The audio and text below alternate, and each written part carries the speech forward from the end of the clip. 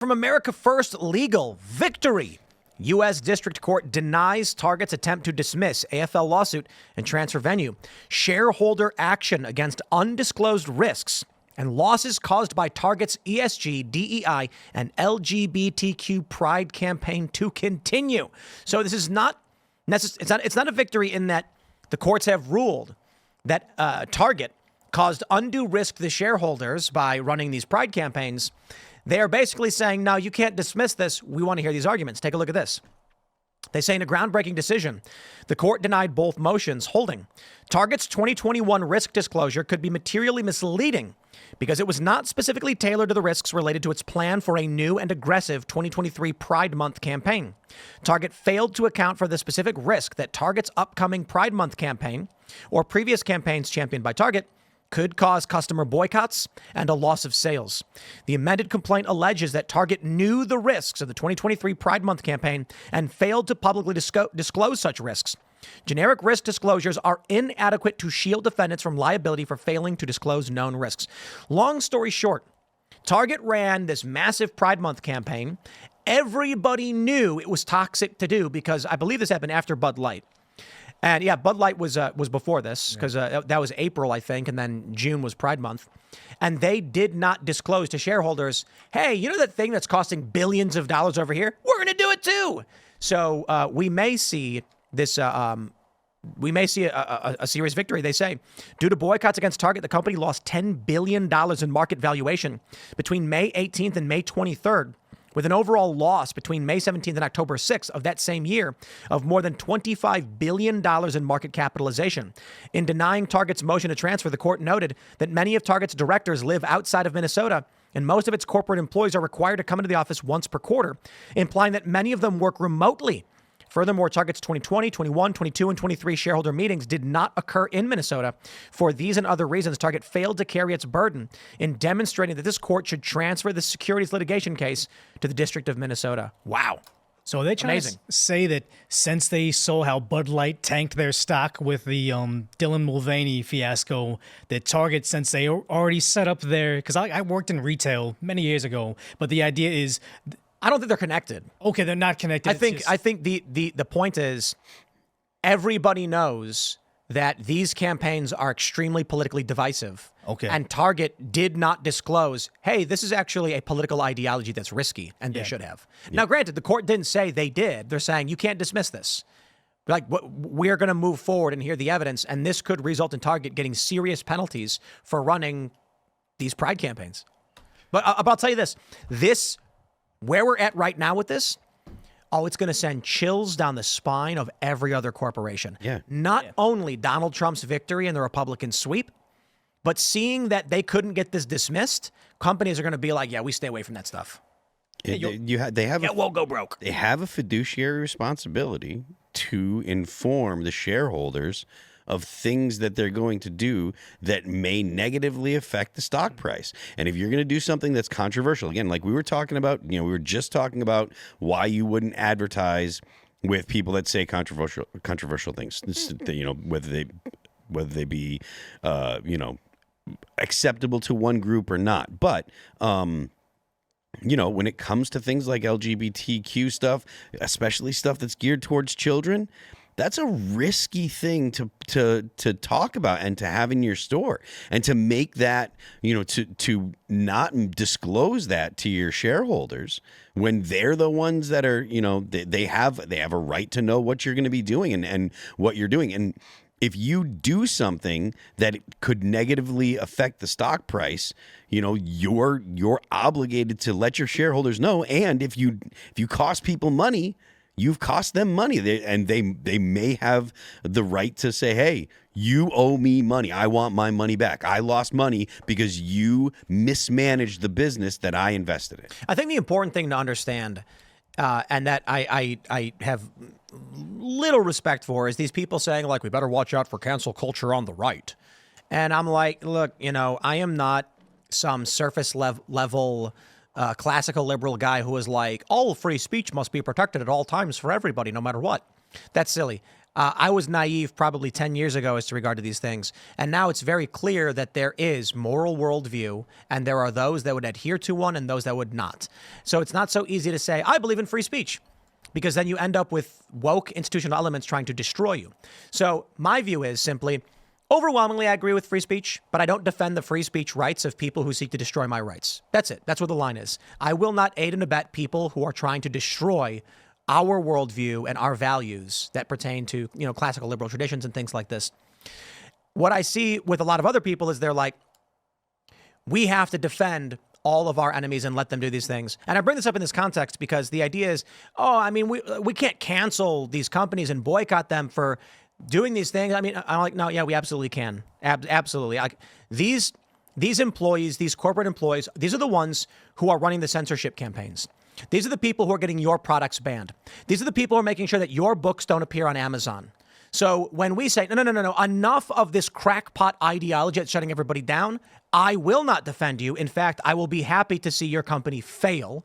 And then we can, once we've stabilized and we're all in agreement that these people will not be in control of what we can see, think, hear, or purchase, then we can say, okay, fine, have your section in the back of the store or whatever. And, if people don't want to buy from you, they won't buy from you.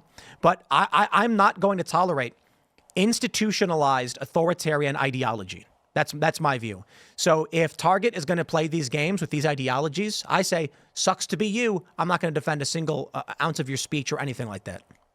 Yeah, it kind of seems like they're done because they've shifted back to like Christmas, not holiday season, Christmas stuff again. And you're seeing it with, Apple just did a very unwoke, just family, not necessarily family friendly, but like family first with not all the DEI woke nonsense interjected in it. So it seems like you say you couldn't like attack a company because they're a faceless machine, but it's oftentimes like the CEO and the board, how taken over are they by the woke mob. So it seems like these corporations and companies are starting to turn back to what the regular person wants to see, which is just, I want to know Jaguar is going to be the coolest car. Don't tell me about all the inclusivity. I'm with Jaguar on that one. They were right. What were they right about? Did you see their new Jaguars? pink car? Who's Jaguar's target market? I thought it would be just a regular person that all of a sudden, like I saw the cool vehicle when I was a kid. Jags are expensive. Yeah, but when I become wealthy, then all of a sudden I'll want to get that car. Like I've kind of. So wait, is it? So for the people, no, it's rich people, right? Yeah. So these cars are going to cost $100,000. Yeah. What kind of person's got $100,000 to spend on a car? Capitalist, city dweller, right? Oh yeah. So Jaguar said, who buys Jags? It's upper class individuals who tend to live in cities. And what are their political affiliations? They're liberal, they're woke. I said, okay, that's who we're targeting then. Democrats tend to be higher income individuals with crackpot ideologies, and they realized they're not going to get the cool city slicker guy anymore with the old classic Jag. They need to target the urban dwelling upscale individual. I guarantee they had a marketing meeting where the guy said, here's your current 35-year-old millionaire in New York City who's going to buy a Jag. And it's some hipster guy with black glasses and a beard and a flannel, and he's got a pride flag pin. And they were like, that's it. He works for BuzzFeed. He writes listicles and he makes $1 million. Or not BuzzFeed, but he works, yes. He runs a blog. That's the guy who's going to buy a luxury car. That's cool. And here's the best part. They've abandoned Tesla. Here's our target market. So I think the cars are ugly and nasty and I never buy one. But I think their view is, we know the Democratic Party has become the party of the wealthy. And we know it's higher income people that tend to vote Democrat. And then you look at regular working class people, they're not going to buy Jags. And so they're like, screw it, go woke. That's our target. And they're not a broad market company anyway. Jaguar, these are luxury cars. They're not like Coca-Cola in a grocery store or Bud Light. They're specifically targeting one group of ultra wealthy people. And they probably said, a disproportionate amount of people who live in cities and have money that are woke. So let's roll with it. Is Jaguar owned by a company kind of like Lexus and Toyota, or are they their own thing? No, it's owned. I'll pull it up. Tata Motors, is that who owns it? Yeah, I think it is. Yeah. I'd be curious if they have a smaller, like more economy line underneath their umbrella, and are they just doing regular stuff at the same time they're having Jaguar? And that's why they're doing EVs. Yep. It's an Indian company. These people ditch Tesla, and they want the EV, go green, woke, well-off, uppity liberal. They own the Land Rover, Jaguars and Land Rovers, and they merged them into Jaguar Land Rover Limited. Yep. Tata owns it. It's an Indian company. Oh, wait, Jaguar's the one that's doing the Waymos right now, right?